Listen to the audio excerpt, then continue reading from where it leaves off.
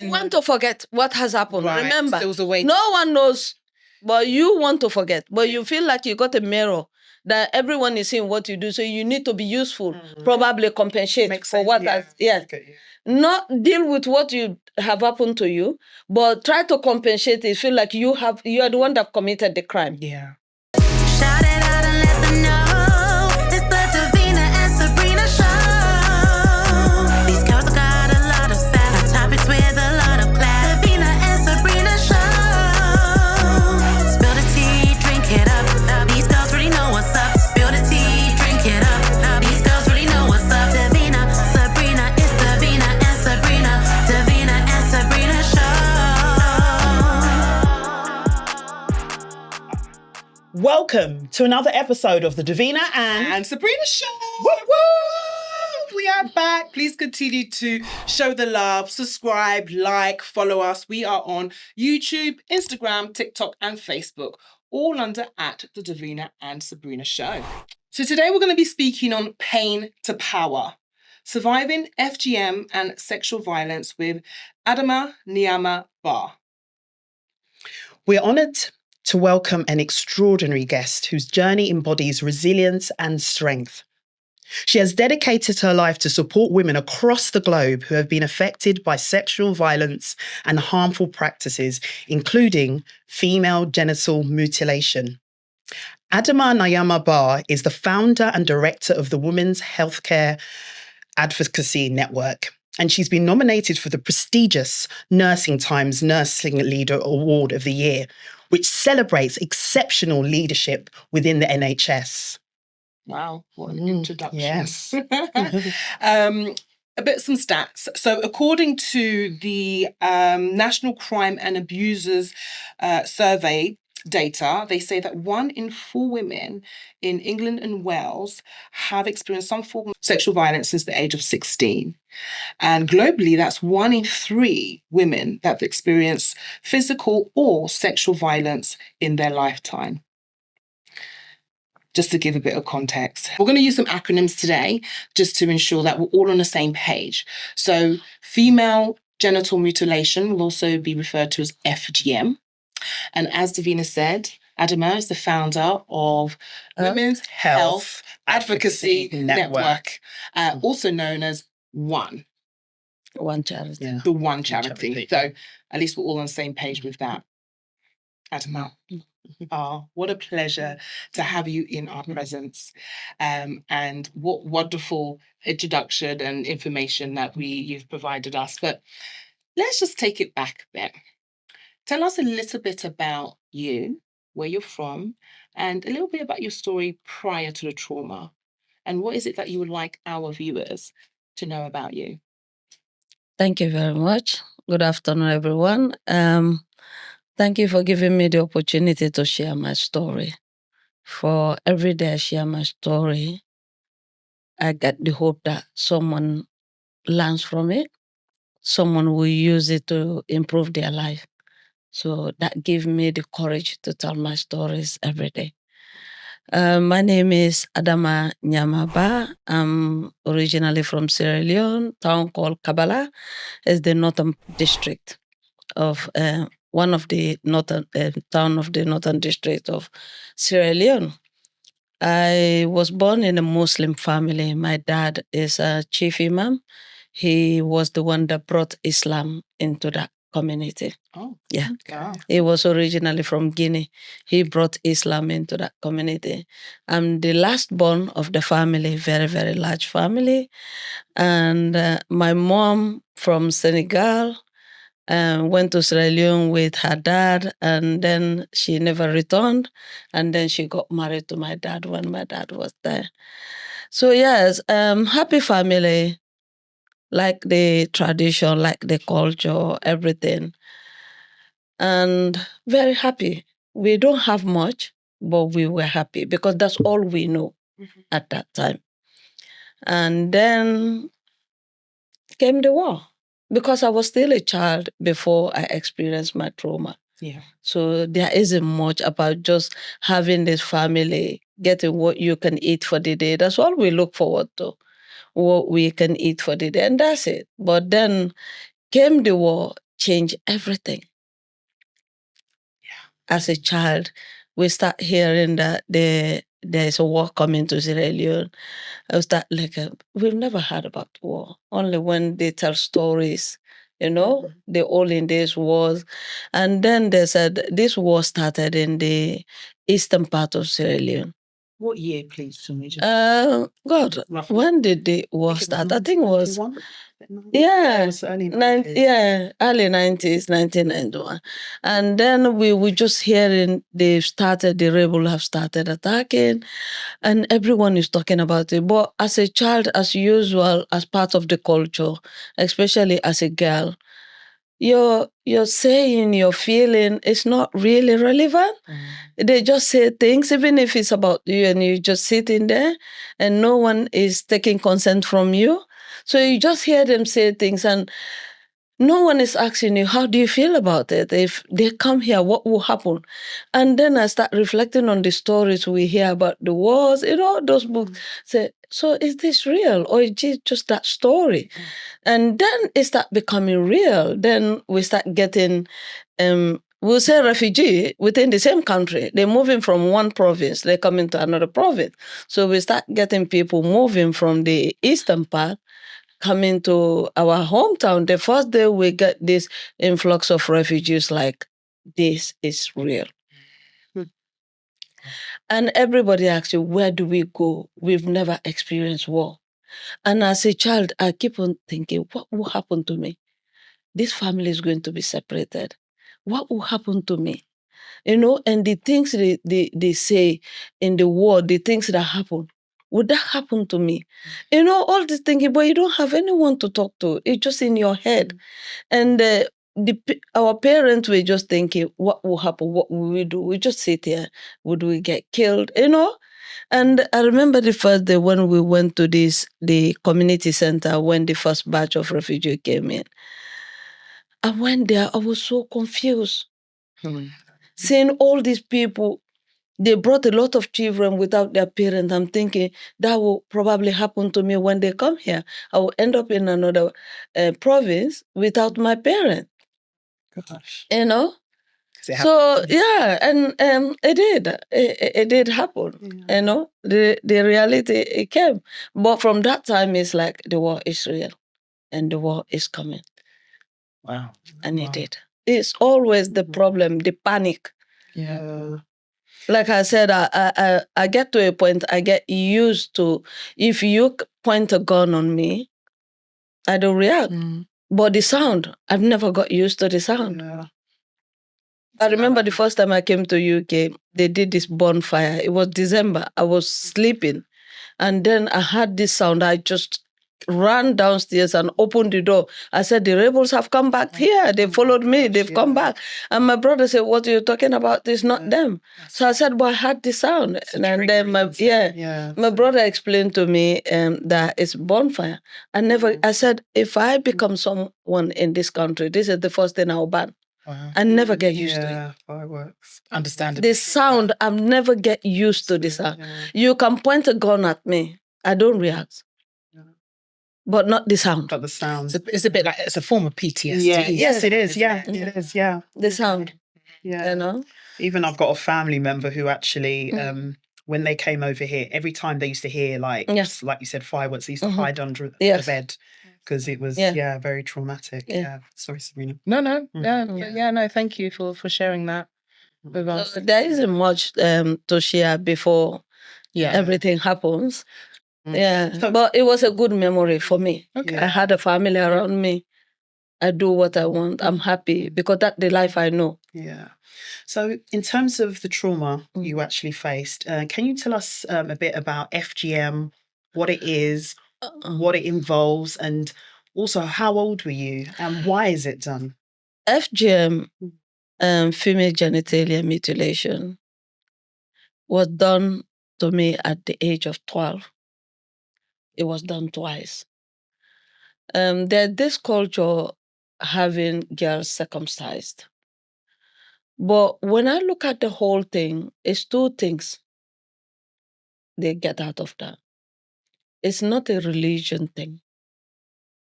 In fact, it's not even a cultural thing. Oh. No. One is financial. The people who does this, they get money out of it. They get paid. Oh. Didn't know that. Secondly, they do it to kill your sexual drive. Mm-hmm. To, in a way, the way they see, like, prevent you from prostitution before you got married or having sex. But what they don't realize is they killed it for the rest of your life, including the complications that come with it. But they don't know that. Those are the two reasons. Financial and to kill your sexual drive so that you won't be following men all around before you got married. Because getting married and the first night with your husband being the first person to vaginate you, cutting off the hymen, is important to family. Yeah. Culturally. Yeah. It's like you maintain the dignity and the pride of the family. It's not a family that raised a child that becomes prostitute or promiscuous. Right. So that's important to them. So that's why they do that. Yeah.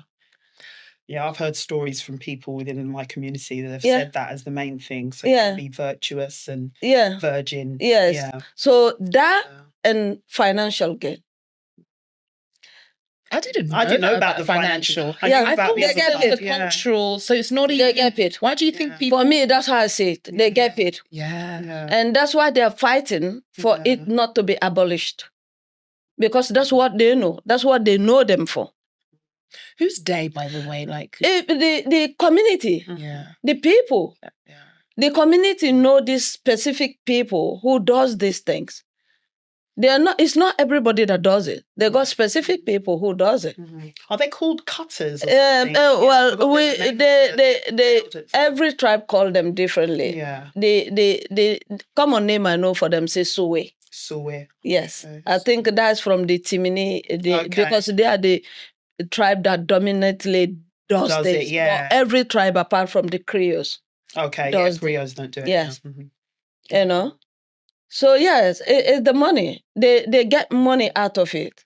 But also for the family that bring in their children to have this done on them, is for the family pride. And now they take it as part of the culture. Yes, I could understand the cultural attachment to it because of maintaining the pride and dignity of the family when your daughter get married. Okay. But in the process, they damage the rest of your life. That's the issue. But then, talking about it, there are few people who don't get the effect of it. What do you mean? There's some people who don't feel anything about them having FGM. Yeah. They don't get that complication. Yeah. Oh. Is it because the degree of how you do it? You can do a partial, maybe. Probably, that could be. People You understand? That could be. Yeah. But what I always tell people, it doesn't mean that when other people don't get the effect, so those who are suffering from it shouldn't say anything. No, of course. No. Yeah, It shouldn't. so right. Because It shouldn't be like that. Because is it also how it's done, like you were just mentioning? Like it's Well, it's a celebration. It's something they celebrate big. It's a celebration. Every daughter growing up know it will happen to you. They do. Okay, that was going to be the next question. You know, it's because it's happening everywhere. You have nowhere to run. So at some point, it's going to take place. But when your turn is coming, some people will know, but most will not know. Some culture, they do a big celebration. The Limbas, the Timinis, they do. Oh. So you know that this is your turn. Some is quiet. My culture, most of the time is quiet. They will just, like the auntie will just ask you, say, I want you to go and get something for me in the market. And then another person will be waiting for you on the way and just grab you. Wow. And then that's it, you're gone. And you think about it, and for me, I was sleeping. You were sleeping? Yes, I was sleeping because they did it around 5 a.m. in the morning. Wow. They came to you? Yeah. So they've assigned it was 8 of us. They've assigned people to all these other children in their houses. The time they just go, they grab you.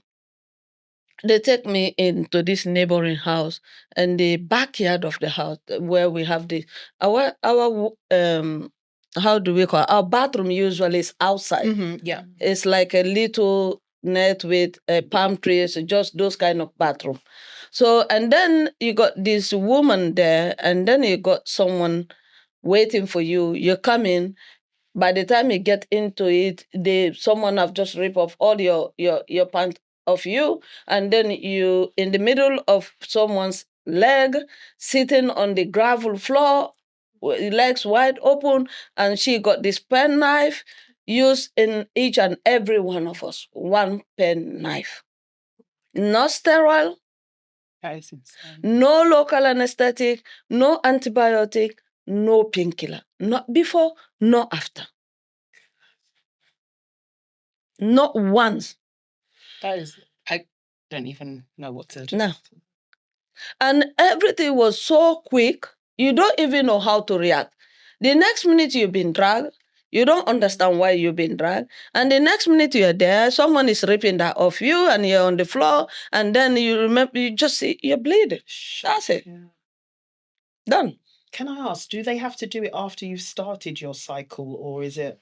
They don't, You- no, you- no, you no, could no. do it No, at they any could do time, anytime. yeah. They do age of seven, age of 6. Yeah. Now they even do age of 3 months. What? Yeah. Recently, I sent out message to the different tribes because I'm working on trauma-informed support. And I'm doing that because the service provision have little information about FGM and how to support survivors. And sometimes you need to take a step back and stop blaming someone that they're not doing it right because they don't know. So it's only good for you to step in and show them where they're going wrong or show them what to do so that they could provide these services better. So I sent a message to different tribes, colleagues, friends that know them, to give me some information about the don'ts and the do's, the taboos around pregnancy, giving birth, tradition. Yeah.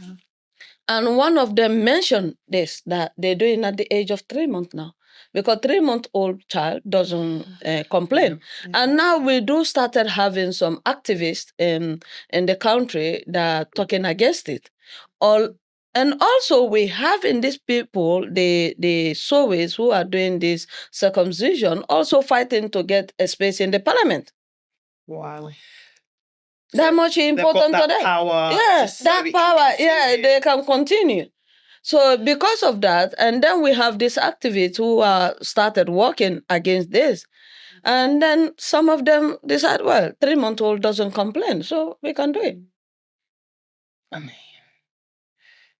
the thing is, I mean, see, this is genuinely regarding women. So a lot of people, men, for example, that do have like circumcisions, do they generally they have it like quite young, right? Yeah. Like that. Yeah, it varies, but mostly when they're young. When they're babies. Sometimes when some tribes, they have to be very grown-up men, like yeah, I know very someone grown from up. So Senegal they who- celebrate it. Yeah. They really celebrate it. The Yeah. men have their own, the women have their own. Yeah. They really celebrate it, but most of them is when they're young. Yeah.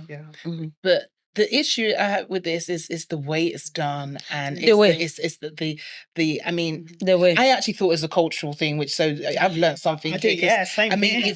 but it's the way it's only and the cultural aftercare. attachment I could think of, maintaining the dignity and pride when you got married, because that's the reason they're doing it, to keep your sex drive. Yeah, But otherwise, no, there's no reason. I could not is see there? any. Any reason.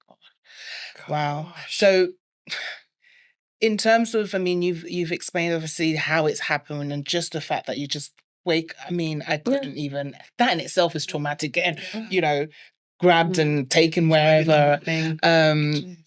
But you have mentioned and been quite open with your, if you don't mind me saying, that you had 11 pregnancies, 9 miscarriages. Can I ask, is that one of the effects of like or Trauma, yeah. trauma? Okay. Trauma. Because the FGM was at the age of 12, twice. Yeah. And then trying to get my head around what has happened to my body, something is not right. It's not connecting. But who do I explain to? What understanding do they have apart from just cutting you out? They don't have anything more than that because you don't even get painkillers. I don't know for now, but we did not. You understand? We did not. And the people who had it done at that time don't. Nowadays, probably they have because they want to modernize it, and because there's a lot of eyes and a lot of protests against it, they're probably trying to modernize. But that time it wasn't. Yes. There wasn't. You know, I was trying to get my head around the FGM, and then the war is there, and then I experienced my raping episode. So it's like I was totally lost. How old were you? So 12? 14. 12 and 14 with the, and in the second, you said you've had FGM twice. The second time happened around that time, the 14. Around the 12. 12. Because the FGM, when I get better with the first episode, and then one morning, my auntie called me to give her water in the washer, and I went and the woman was there, and they did it again. Wow. So it only after when I was healed from the first one, so that wasn't a long period in between. Why did they have to do it again? Because they said she was possessed spiritually, so I was the first one that she did it to, and then she did not do it properly. So she needs to cut everything off. That is. So she came and took the rest out. And I remember I was crying for days. I was saying that I feel like I did not belong there. I need to get out of there. I don't know where to go or who could listen to me, but I feel like it wasn't right. And I don't know how to explain myself. I did not like my body. That's what's going to come next to, like how does a child, like an adult, deal with it, let alone a child? Like, so how do you and who do you cry to? They celebrate it. Do you go and say, this thing that you celebrate is actually harming me? Who do you talk to? You don't talk to anyone with FGM. Even here, when we left Sierra Leone, we're here among ourselves, we don't. It's like it's become like a taboo. We just get on with it, and no one talks about it. Until recently, I had a focus group, survivors focus group, and we had a face-to-face meeting in Central London. We connect with one midwife organization. They call them Mama Embrace. So we had this focus group in this room. It's a safe space. No. For the first time, people talk about their FGM because we want to explore their journey in the healthcare system here as a survivor. Apart from threatening us, like if you know that your child is circumcised, you go to prison. Apart from the safeguarding aspect of it, what else do we get? Nothing. Sorry, why is it such a taboo in terms of talking about it? I don't know. No one everybody just get on with it. It's like when you come in, you meet people doing something, you don't ask and you just join them. Because it seems that there's a type of protection still surrounding it somehow, as much as it's trauma. It's sacred, but all the sacred is cutting your flesh. Yeah. With no antibiotic, with nothing. Yeah, because people I've spoken to who have had it done to them, they're like, "Oh, you don't speak about this." Yeah, they're just making it sacred, but there's nothing for me sacred about it. Yeah, there's nothing. Because the only thing I see, I've been hurt. That's all. I did not get anything out of it. They say prepare you for womanhood, but no, because there's a lot of people who have not gone through FGM, and they're proper women. They're doing everything I'm doing. They're even doing more than what I'm doing. Right. And even in terms of preparing for maturity, there's a lot of girls here who have not gone through it. And they're mature. They're on their own and they're mature enough to do their things. So when I reflect on the whole thing, it makes sense. There's nothing, for me, there's nothing sacred about it. I agree. It might be for them, but for me, it's not. Because I need to see what is sacred about it. But all I can see is what they're doing, and they don't want people to know that that's how they're doing it. For me, that's the sacred part. Wow. Because if anyone who have gone through FGM open up, I don't think they will have anything else to tell you apart from cutting them out. There's nothing else they've gained. No, it's the violation of it all. Yeah. Because the reason why they said they're doing it, other people are doing that successfully without being cut. Yeah. There's no reason. But they make it so sacred and like taboo, so it becomes the norm. We don't talk about it.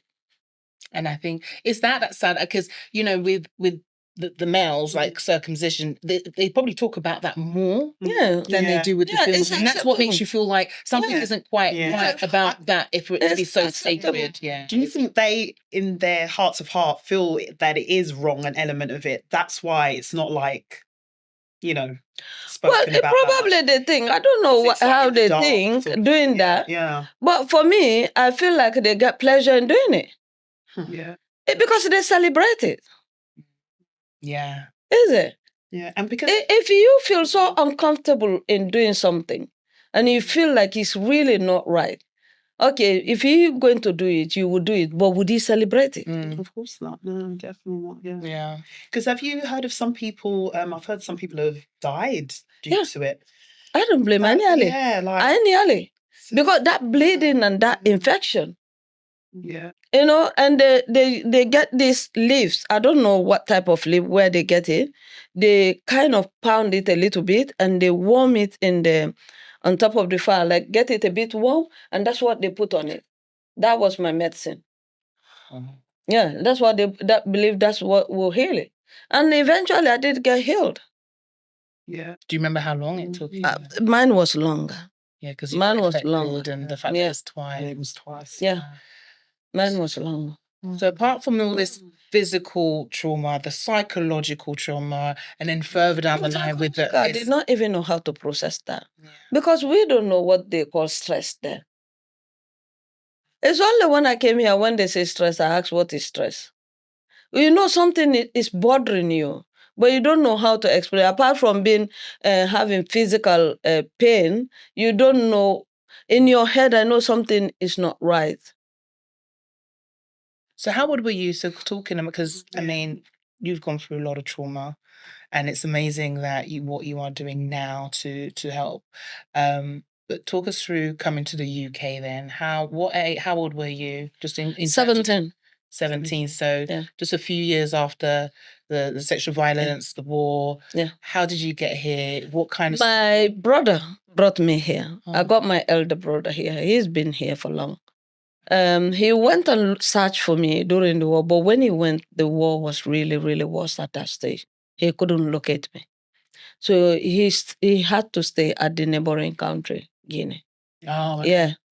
So he searched and searched, and there was no way for him to enter Sierra Leone at that point because majority of the areas were under the rebel control. So he couldn't. And I went to the refugee camp in Guinea. His friend went to search for her family there. And she saw me. But when she left, I returned back to Sierra Leone because I did not like it there. Oh, really? Yes. I was staying with some family members. We left there. We were in the camp as well. But the camp, you know, when they bring the food, the ration, the food, if you don't have anyone to support you, to help you, then the people who are bringing it, they're going to abuse you for you to get. Yeah, you got it. So you're more exposed to more abuse. Yeah. They abuse you before you can get that supply. Like they say, you have to... Yeah. Before you get that supply. We're talking about sexual. Yes, sexual, yeah. And I was on my own. I would just follow people, get out of the Sierra Leone for some kind of a breathing space. You know, I have no one to talk for me. I just, in the morning, help who I can. When they have food, they give me. So I said, I'm going back. And there was few people who wanted to go back. So I said, I'd rather go where I know. Because when I go back, I will see one or two neighbors that know me, and I will survive through them. So when she left, and I left already, so she came and told my brother that she saw me. And that's when And my brother found a way. And what your parent, because you said you grew up with your father and mother. My dad died during the war, Okay. but he was unwell. And there was no medical at that point. And my mom as well. So you was really on your own. Yes. I was with my sister, and then we got separated. Was your sister older? How Yeah, was- older. Okay. And we got separated. So I was left with her son, the toddler, and my nephew. So he's here with me now in UK. I brought him. Really? So he's done his nursing, he's doing very well. His marriage and everything. Yeah. So I was with my nephew. Yeah. I'm a teenager, he's a toddler. At 17, Oh my God. with your nephew. Oh wow. We were separated even before 17. Oh, we were separated. Yeah. From the time, the time when I had experienced the raping, Yeah. I was with my nephew. Wow. Yes, because we were at our hometown in Kabbalah, and then there's a military barracks in the Northern District headquarters, Makeni. So when the rebels were coming frequently, so I said, let's move to Makeni. There is a bit secure because they have a military barracks. So we went to Makeni. So I was staying with one of my stepbrothers there. And then I was unwell. I was in hospital with malaria and typhoid. Mhm. And then the panic started coming in that they're going to attack Makeni. And that would be worse because there is a military barracks there. There will be resistance. So that day, by the time they discharged me, because they had to get all of us out of the hospital, by the time I came home, my nephew is gone with the neighbors. I don't know where. We got separated. Okay. Yes. Yes. We got separated. So I came home and there was no one. So my brother also went out, but he came back. So he let his family go separated with his family because he came to look for me. The brother that's now Yes. right, okay. Yeah. Okay. No, not the one in the UK. Oh, okay. That was Your another stepbrother. stepbrother. Right, Yeah. Stepbrother. Mhm, Okay. Yeah. So he came home to look for me. So I came home. We missed each other. So I came in the house. That was the 23rd of December, 1998. Wow. I came in the house, and some other people came into the house for safety. So we were all there. And then the rebel indeed came and they took over. Initially, they did. So we were there the 23rd, they entered in the evening. The 24th, they were just firing all over the place. And we were indoors. The 25th, I remember they came in, knocked at the door. I ran into the house. But this house is a government quarter. So they have like type of bathrooms we have here. That's what they have there. Although we're not using it because there's no water. So I went and sat in there. And there's a guy who put some old clothes on me. So they came and searched and they went out. And one of them said, we haven't touched the toilet. And they came. When they came, I was squatting inside the toilet seat. This type of toilet seat. I was squatting in there. And this guy covered me with some kind of old thing. I was sitting on top of me. And then they came and they dragged him and they said, oh, there's someone there. And that's how they got hold of me. One was holding me there. One was holding me there. I only have my one, how do you call the color of the trousers? Mustard. Mhm. It was linen mustard trousers I was wearing. And one hold me there, one hold me there. You know, when you're dragging a thief, even my feet cannot go fully on the floor, and it was dragging me. And they took me to the neighboring house, and that's when they start one after the other. And there's a gun in my mouth if I shout. Yes, one holding gun and the other one doing what they need to do. And they have this spray, they have the lime, they have pepper, salt sprayed into you.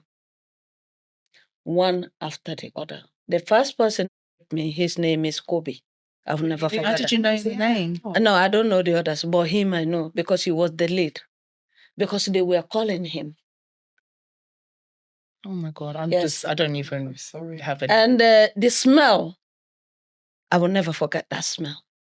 And I was lying there looking up. I said, I pray that I got an angel from the sky coming in and get me disappeared. It never happened. And from that day, I disappeared. How? Spiritually, I just disappeared. Like physically or mentally, or like you? Everything, I'm not there anymore. So that's how I was able to go through it. I'm not there. Yeah. Because that angel did not come down to save me. So So you had to disconnect. Yes. Disconnect, Yeah. from your completely. body. Yeah, completely That was disconnected. the only way that Yes. you probably are where you are now then Yes. today. I completely disconnected. So how After long? that, Yeah. How did another group came and took me from them and took me to their base. And then they got this human heart. a human Heart, yeah. hat? Yeah, a Hearts woman that and they've got from someone else. No, yeah, heart. a woman and a child, their heart. Yeah, their heart. They steam it with drugs and they're Right. giving it to us to eat so that we become stronger to kill. Child soldier.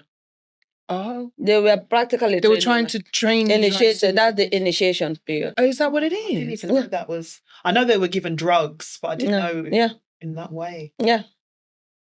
And then the first one I put in my mouth, I threw up. And then they came and used the gun. They were hitting me on my head. They said, next time we'll fire you up. And they gave me the next one. And I was chewing it. I feel like there's a big rock in my neck. Couldn't swallow. And they were looking at me that I have to swallow it. And then after that, I said, I want to go to the toilet because I feel like I need to put my hand in my mouth and just throw up. Everything comes. And I went to the toilet. I had fire. That's when the soldiers, the government soldiers, recruit themselves and start to retaliate. Mm-hmm. So when this firing started, the person who was guarding me, the rebel guy that was guarding me, and they called him up, said, you need to come. We need to go. They've started attacking us. And that's when I escaped. You just I decided came out of the toilet and I stood there, said, should I follow them? Should I just go? And this town is a new town. I did not understand the town. It's not my hometown. I was new there. I didn't know where I was going. And I start following people to see if I can come back home where I was. And something just told me, don't come home. But I did. I came home. My brother wasn't there. Because as soon as they captured me, he just went. So he wasn't there, but there was this guy there that from my hometown. And he said, I'm going. Are you going to come with me? I said, I'm not staying. What do I stay for? My nephew have gone, I don't know where. My brother have gone. I have no one. I don't know anyone here. So I followed him. But then when they got this torchlight. If they point it at you, it's like a laser. You can't move until they go and captured you. No matter where you are, if they point that laser on your eyes, you cannot move. So it paralyzes you? Or? It just, you cannot see anything. Oh, you can't You'll see be anything, just it blinds standing you. there Okay, until yeah. they come and catch you. And then as soon as we come out of there, they captured this boy again. So I start following people. And we're talking about, this happened now, when they captured me was just after 10 p.m. And we're talking about 3 a.m. going to 4 a.m. now. So I was and the moon was really shining. So it's hard to hide. I was just following people back of the houses, going out of the town. And I get to a point where there was a lot of firing. So I went to this unfinished house and I was sitting in the corner and I was bleeding after all that. I was bleeding and I sat in the corner. There was a big snake on the other part of the room. When I say big snake, that wasn't a small. And we were practically looking at each other. I did not know there was a snake there. I was sitting in the other corner. It's only when the place started getting a bit clearer, that's when I just crawled on the other side and I came out. I had people talking and I came out. I saw them there going out of the town and I followed them. So eventually this guy was able to escape from them and he came, we met at the first village where people were. So I said, I'm not going back. I was determined I'm going to my hometown. We can't use a vehicle. Yeah. They got the whole place till my hometown. They're in charge. If they catch you, they will kill you, especially if you've been with them before. So I said, I'm going. We use the forest, the bush, 3 days, day and night. Walking to escape. One close. This, how do you call, this mustard color, I don't know what color is it at this point. Bleeding, dry, soaked, wet. And no slippers, nothing. The water we drink is, the color is like that. Yeah. Just through the forest. Asking farmers, where is the way? There's some water that got spirogyra. You know those slippery thing? You won't know it because they haven't, in it. With the leaves, what the guy did is smash, chew the leaves, and for me to eat it so that my intestine will not constrict, Right. so that they can open a bit. Because there's nothing to eat. The farmers have run away. They've abandoned their farms because of the attacks. We eventually got to this town. What he also did it, he cut a stick and tried to laser it, like to flatten it, and put my feet underneath, and then use a rope and tie it. So that's what I was using to give me a bit of relief as a shoe. Yeah. Okay. Wow. But it was hard to walk with that in the bush. Of course. You climb in hills. And I have phobia of water. Apart from washing and drinking, I can't put me in a swimming pool. But we crossed, I remember crossing water. It was there, 7 p.m. at night. That's only my head that was out. Everything else underneath the water. Wow. But like I said, during that period, I dissolved. I'm not there. So it's like my empty shell walking about physically. But I'm not there. We cross the water, go and find a place and lie down, wet as we are. When we eventually get to this village, it was a 3 mile to my hometown. And it was in the evening around 6, 7 p.m. And we went to the imam because I said, my dad is an imam. All the imam in this chiefdom knows him. Anywhere you call his name. So I went and introduced myself. I said, I'm the daughter of Alaji Sila. Because my maiden name is Sila. Right. My marital name is Deba. So I said, I'm the last daughter of Alaji Sila. Oh my God, they welcomed me and the wives were cooking. The first person that finished cooking, they said, oh, to give me food. When I put the food in my mouth, it's like you use a knife cutting me up. Yeah. Because my intestine have constricted. Yeah. I've not eaten for days. So what they did is, the other rice that was boiling, the water, they put some salt in that water, and that's what I was drinking for 3 days before I could start eating anything. Wow. And from there, I went to my hometown, and there again, I started sitting there. I said, okay, let me go to the hospital. We start volunteering because there's nothing to do. The nurses have run away. More amputees, more wounded people are coming from the surrounding villages by the rebels attack. So I said, I could make myself useful.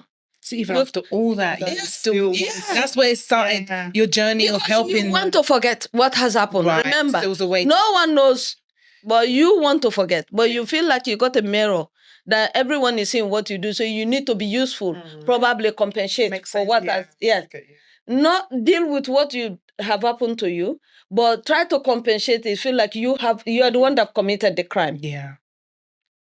You know, so start going to the hospital and then they attack again. They attack again. I remember 3 of us in the firing line standing there with a nurse at the front, and they have this heavily pregnant woman in the theater table say, they need to get that baby out. They can't take her with the pregnancy. And then they gave the woman the scissors. The nurse said, you need to cut it out. And the woman said, well, I can't. And they shot her. And then I was next. So I did.